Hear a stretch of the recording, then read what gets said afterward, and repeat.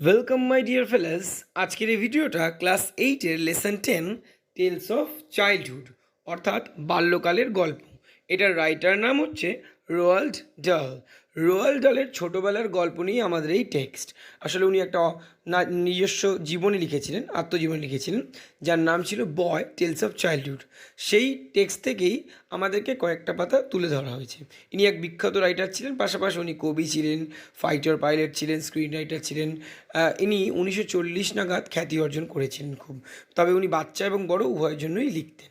চলো আর সময় নষ্ট না করে একেবারে টেক্সটে আসা যাক। My father, Roald Dahl, was a Norwegian who came from a small town near Oslo called Sarpsborg. আমার বাবা হ্যারল্ড ডাল ছিলেন একজন নরওয়ের মানুষ, যিনি কিনা ওসলোর কাছাকাছি একটা ছোট শহরের পাশে সাপসবর্গের বাসিন্দা ছিলেন। His own father, my grandfather, was a fairly prosperous merchant who owned a store in Sarpsborg and traded in just about everything from cheese to chickenware. আমার বাবার নিজের বাবা, আমার ঠাকুরদা, যিনি ছিলেন এক উন্নতিশীল বণিক, যার স্যাপসবর্গে নিজস্ব একটা দোকানও ছিলেন।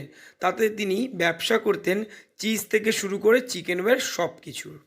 My father had lost an arm when he was 14 but had become a successful shipbroker. আমার বাবার যখন বয়স ছিল 14 তখন তিনি একটা তার হাত হারান, কিন্তু তা সত্ত্বেও তিনি একজন সফল জাহাজের দালাল হয়। A shipbroker is a person who supplies the ship with everything it needs when it comes into port: fuel and food, ropes and paint, soap and towels, hammers and nails, and thousands of other little items. একটা জাহাজের দালাল হচ্ছে সেই মানুষটা যখন কিনা কোনো জাহাজ বন্দরে আসে, সে জাহাজটার যা যা দরকার সমস্ত কিছুই তাতে দেওয়া হয়।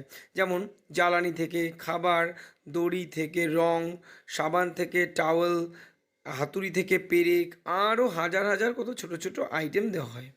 A shipbroker is a kind of enormous shopkeeper for ships, and by far the most important item he supplies to them is the fuel on which the ship's engine run. In those days, only coal. একটা জাহাজের দালাল আসলে একটা বড় সড়ো দোকানদার জাহাজের জন্য। আর ওইখানে সব থেকে গুরুত্বপূর্ণ জিনিসদের মধ্যে যেটা ছিল জ্বালানি, যেটা কিনা ইঞ্জিন চলতো, সেটাও উনি দিতেন। আর তখনকার দিনে জ্বালানি বলতে ছিল কয়লা। He set up a ship broking firm at Cardiff of South Wales. উনি একটা শিপ ব্রোকিং ফার্মও তৈরি করেছিলেন। My father met my mother, Sophie Magdalene Hesselberg, during the summer of 1911 and were married soon after. আমার বাবার সাথে আমার মায়ের পরিচয় হয় 1911 সালে, যার নাম কিনা সোফি ম্যাগডালিন হ্যাসেলবার্গ, এবং তারপরে তারা বিয়েও করে নেয়। In 1918, when I was 2, we all moved into an imposing country mansion beside the village of Redir, about 8 miles north to Cardiff. 1918 সালে যখন আমার বয়স 2, আমরা সবাই এক বেশ বড় অট্টালিকায় চলে গেছিলাম, যেটা রেডির বলে এক গ্রামের পাশেই ছিল। কার্ডিফ থেকে উত্তর দিকে গেলে সেটা 8 মাইল পড়তো।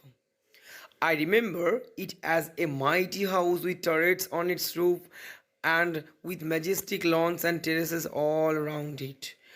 আমি তো বলবো এটা ছিল বিরাট বড় একটা বাড়ি, যার ছাদের ওপরে ছিল গম্বুজ আর খুব সুন্দর বড় ঘাসে ঢাকা জমি ছিল চারিদিকে। There were many acres of farm and woodland and a number of cottages for the staff. সেখানে বেশ কয়েক একর জায়গা জুড়ে খামার ছিল, আর পাশাপাশি ছিল বনভূমি, আর বেশ কয়েকটা কুঁড়ে ঘর ছিল যেখানে কিনা কর্মচারীরা থাকতো। তার মানে ওর বাবার ব্যবসাটা অনেক বড় ছিল, পাশাপাশি কর্মচারীও অনেক ছিল, এটুকু বলছে আর কি। Very soon, the meadows were full of milking cows and sties were full of pigs and the chicken run was full of chickens.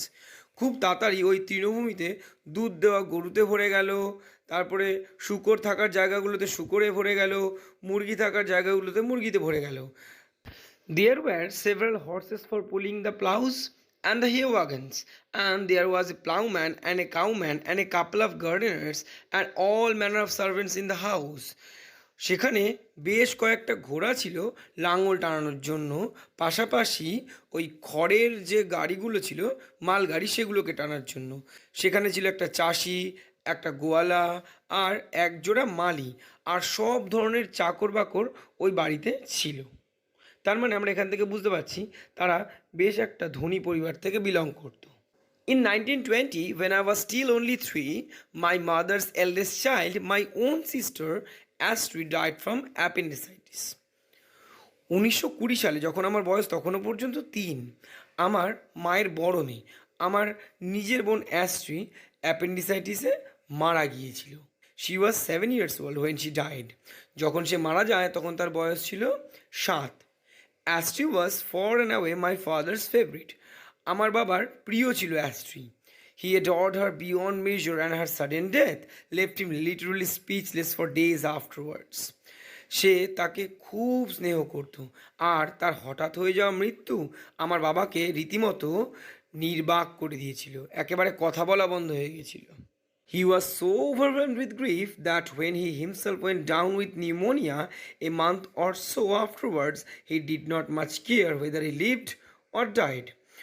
তিনি দুঃখে এতটাই প্লাবিত হয়ে গেছিল যে তারপরে তার নিজেরই 1 মাস বা কিছুদিনের মধ্যে নিউমোনিয়া হয়ে যায়, আর নিজে বাঁচলো কি মরলো সেই ব্যাপারে একদম পরোয়া করলেন না। If they had penicillin in those days, neither appendicitis nor pneumonia would have been so much of a threat. But with no penicillin or any other magical antibiotic cures, pneumonia in particular was a very dangerous disease indeed. The patient had to fight to survive. যদি তখনকার দিনে penicillin থাকতো তাহলে appendicitis হোক বা pneumonia হোক, কোনোটাই এত বড় একটা ভয়ঙ্কর হুমকি হয়ে উঠতো না মানব জীবনে। কিন্তু তখনকার দিন না ছিল কোনো পেনিসিলিন, নাই বা কোনো জাদুময়ী কোনো অ্যান্টিবায়োটিক ছিল, যার ফলে বিশেষ করে নিউমোনিয়া বেশ ভয়ঙ্কর একটা রোগ হয়ে উঠেছিল। পেশেন্টকে বেঁচে থাকার জন্য লড়াই করতে হতো। My father refuse to fight, কিন্তু আমার বাবা লড়াই করতে প্রত্যাখ্যান করলো। He was thinking I am quite sure of his beloved daughter and he was wanting to join her in heaven. আমি পুরোই নিশ্চিত যে সে সবসময় ভাবছিল যে তার প্রিয় মেয়ের সঙ্গে সে স্বর্গে গিয়ে খুব তাড়াতাড়ি দেখা করবে। সো হি ডাইড, সুতরাং বাবা মারা গেল। হি ওয়াজ 57 years old, তখন বাবার বয়স ছিল 57। My mother had now lost a daughter and a husband all in the space of a few weeks. আমার মা তার একটা কন্যা এবং তার স্বামীকে হারালো কয়েকটা সপ্তাহের পার্থক্যের মধ্যেই। Here she was suddenly having to face all alone the very gravest problems and responsibilities. এবার আমার মাকে পুরো একাটাই সামলাতে হচ্ছিল সেই গভীর সমস্যা পাশাপাশি দায়িত্বগুলোকে। She had 5 children to look after. তার আরও 5খানা বাচ্চা রয়েছে দেখাশুনো করার জন্য। She sold the big house and moved to a smaller one a few miles away in Llandaff. সে তখন ওই বড় বাড়িটা বিক্রি করে ল্যান্ডাফের থেকে কয়েক মাইল দূরে একটা ছোট বাড়ি ছিল সেখানে মুভ করে গেল। It was called Cumberland Lodge and was nothing more than a pleasant medium-sized suburban villa. এটার নাম ছিল কিম্বারল্যান্ড লজ, আর এখানে ওই মনোরম মাঝারি আয়তনের কয়েকটা মফস্বল ভিলা ছাড়া আর কিছুই ছিল না। আসলে তাদের আগের বাড়িটা তো অনেক বড় ছিল, সেই তুলনায় এই বাড়িটা ওদের কাছে এখনই অনেকটাই ছোট। মাঝারি সাইজের কয়েকটা ভিলা রয়েছে, ব্যাস এটুকুই। So it was in Llandaff 2 years later when I was 6 years old that I went to my first school. তো এই ল্যান্ডাফেই 2 বছর পরে যখন আমার বয়স 6 হলো আমি প্রথম স্কুলে গিয়েছিলাম। The school was a kindergarten run by 2 sisters. এই স্কুলটা ছিল একটা কিন্ডারগার্টেন স্কুল মানে তোমরা জানো বাচ্চাদের খেলার শুরু যে পড়াশোনা হয় সেই স্কুলগুলো, যেটা 2টো বোনের দ্বারা চালানো হতো, মিসেস করফিল্ড অ্যান্ড মিস টাকার। একজনের নাম মিস করফিল্ড আর একজনের নাম Miss Tucker. And it was call the MT house, আর স্কুলটার নাম কি ছিল? MT house. It is astonishing how little one remembers about one's life before the age of 7 or 8. এটা সত্যিই আশ্চর্যের যে কি করে একজন ছোট কিছুই বা মনে রাখতে পারে তার বয়স যখন 7 বা 8 হয় তার আগে। I can tell you all sorts of things that happened to me from 8 onwards, but only few before that. আমি তোমাদেরকে আমার বয়স যখন 8 হয় তারপরের থেকে যা যা ঘটেছে সব বলতে পারি, তবে তার আগের জীবনটা খুবই কম বলতে পারি। I went for a whole year to empty house, but I cannot even remember what my classroom looked like. আমি তো পুরো বছর ধরে স্কুলে গেলাম, কিন্তু এখনও পর্যন্ত আমি মনে করে বলতে পারবো না যে আমাদের ক্লাসরুমটা কেমন ছিল দেখতে। Nor can I picture the faces of Mrs. Corfield or Miss Tucker, although I'm sure they were sweet and smiling. নাইবা আমি বলতে পারবো যে মিসেস করফিল্ড আর মিস টাকারের মুখগুলো দেখতে কেমন ছিল। আমি এইটুকু নিশ্চিত তবে যে তাদের মুখগুলো ছিল মিষ্টি আর সবসময় হাসি খুশি। আচ্ছা, এইখানে একটা জায়গা দেখো লেখা রয়েছে নর can I picture, can I লেখা রয়েছে, তো আগে অক্সিলিয়ারি পরে সাবজেক্ট, অথচ শেষে স্মাইলিংয়ের পরে ফুল স্টপ দেখতে পাচ্ছ, কিন্তু প্রশ্নবোধক করেনি। মানে ব্যাপারটা হচ্ছে এমন যে অক্সিলারি আগে দিলে তো আমরা জানি প্রশ্নবোধক বাক্য হয়, তা সত্ত্বেও এখানে প্রশ্নবোধক কেন করেনি? তার কারণ আগে নর রয়েছে। এই রকমই কিছু শব্দ আছে, যেমন অ্যাডভার্ব জাতীয় শব্দ, যারা যদি আগে বসে যায় তখন সে বাক্যটাকে প্রশ্নবোধক না করা সত্ত্বেও সাবজেক্টের আগে অক্সিলারি আনতে হয়। এটা হচ্ছে সাবজেক্ট ভার্ব অ্যাগ্রিমেন্টের খুব ইম্পর্ট্যান্ট একটা চ্যাপ্টার। এটা না জানলে কেউ করেই বসতেই পারতো নর আই ক্যান পিকচার, কিন্তু ওটা ভুল সেন্টেন্স হতো, কারণ তুমি অ্যাডভার্ব দিয়ে এইভাবে বাক্য শুরু করছো, তোমাকে আগে অক্সিলারি দিতে হবে, তারপরে সাবজেক্ট দিতে হবে, তবে ওটা প্রশ্নবোধক হবে না। তো তোমরা সাবজেক্ট ভার্ব এগ্রিমেন্টের উপর আমার দুটো ভিডিও আছে, তোমরা ডিসক্রিপশন বক্সে লিঙ্ক দেওয়া রয়েছে, চেক করে নিতে পারো অবশ্যই ভিডিওটা দেখার পরে। তবে হ্যাঁ, লাইক আর সাবস্ক্রাইব করতে কোনো মতেই ভুলবে না, বন্ধুদের মাঝে শেয়ার করে দিও। ছোট্ট একটা অ্যাড ব্রেক নেওয়া হয়ে গেল, চলো আবার এগোই।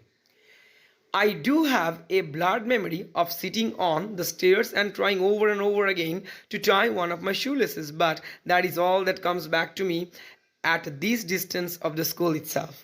স্কুল থেকে এত দূরত্বে এসে আমার কাছে যতটুকু স্মৃতি আছে সেটা হচ্ছে কি, যে একটা আবছা স্মৃতি, যে আমি কোনো এক সময় সিঁড়ির মধ্যে বসে বারবার করে শুলেসগুলোকে বাঁধার চেষ্টা করছি। তো এরকম কি হয়, আমাদের জীবনেরও কিছু কিছু ঘটনা মনে থেকে যায়, অনেক বছর পরে ওই জায়গাটায় গেলে বা ওই রকমই কোনো একটা দৃশ্য দেখলে মনে পড়ে যায় যে এই ঘটনাটা তো আমার জীবনে ঘটেছিল। তবে হ্যাঁ, ওটা আবছা মনে থাকে, একেবারে স্পষ্ট মনে খুব একটা থাকে না যদি সেটা খুব কম বয়সে ঘটে থাকে।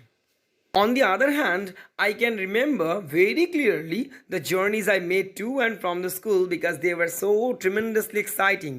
উল্টো দিকে আমি তো মনে করে পুরো পরিষ্কারভাবে বলতে পারি সেই জার্নির কথা, যেটা কিনা স্কুলে যাওয়ার পথে বা স্কুল থেকে ফেরার পথে হতো, কারণ সেটা ছিল প্রচণ্ডভাবে উত্তেজনাপূর্ণ।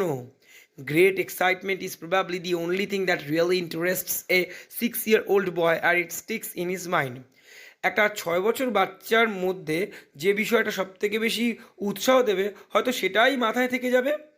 In my case the excitement centre around my new tricycle. আমার ক্ষেত্রে ওই পুরো উত্তেজনাটা আমার নতুন ট্রাইসাইকেলকে কেন্দ্র করেছিল। I rode to school on it every day with my eldest sister riding on hers. আমি স্কুলে যেতাম প্রত্যেক দিন আমার বড়দির সাথে, ও নিজের সাইকেল চালিয়ে যেত, আমি আমারটা চালিয়ে যেতাম। No grown-ups came with us and I can remember, oh, so vividly how the two of us used to go racing at enormous speeds down the middle of the road. And then, most glorious of all, when we came to a corner, we would lean to one side and take it on two wheels. তো আমাদের মধ্যে কোনো ছোট বড় ভেদাভেদ ছিল না। আমি তো মনে করে এটা বলতে পারি স্পষ্টভাবে যে কি করে আমরা খুব জোরে রেস করতে করতে রাস্তার মাঝখান দিয়ে সাইকেল চালাতাম, আর সব থেকে বেশি আনন্দের ছিল যখন নাকি আমরা সাইকেলটাকে রাস্তার কোনো একটা কোনায় নিয়ে সাইকেলটা 3 চাকার সাইকেলটার একটা দিক তুলে দিতাম, 2 চাকার হয়ে যেত। All this, you must realize, was in the good old days when the sight of a motor car on the street wasn't even, and it was quite safe for the tiny children to go tricycling and whooping their way to school in the center of the highway. এই পুরো বিষয়টা তুমি অবশ্যই উপলব্ধি করে থাকবে যে খুব আনন্দের পুরনো দিনেই সম্ভব ছিল, তার কারণ তখনকার দিনে রাস্তার মধ্যে মোটর গাড়ি দেখা ছিল একটা বড়সড় ব্যাপার। যাকে তার জন্যই বাচ্চাদের জন্য, খুব ক্ষুদে বাচ্চাদের জন্য এটা পুরোপুরি নিরাপদ ছিল যে ট্রাইসাইকেল চালিয়ে জোরে জোরে রাস্তার মাঝখান দিয়ে স্কুলে পৌঁছানো। So much then for my memories of kindergarten 62 years ago. 62 বছর আগের এতটুকুই স্মৃতি আমার ওই কিন্ডার গার্ডেনের মনে আছে। It's not much but it's all there is left. হয়তো খুব একটা বেশি এটা নয়, তবে যা আছে এতটুকুই মনে আছে। তোমাদের এই টেক্সটটা অবশ্যই বন্ধুদের মধ্যে শেয়ার করে দেবে, কারণ তুমি তো জানোই শেয়ারিং ইজ কেয়ারিং। ঠিক আছে, আজকের এই ভিডিওতে এতটুকুই থাক। এরপরে আবার তোমার অন্য কোনো ক্লাসের অন্য কোনো ভিডিও লাগলে পাশাপাশি গ্রামার চলে এসো চ্যানেলে, দেখে নিও প্লেলিস্ট, আশা করি পেয়ে যাবে। না পেলে সেটাকে কমেন্টে লিখে জানাবে, তোমার জন্য নিশ্চয়ই বানানো হবে। ঠিক আছে, আজকের এই ভিডিওতে এতটুকুই থাক, বাকি হতে পরের ভিডিও হবে। টিল দেন গুড বাই আর হ্যাভ এ নাইস টাইম।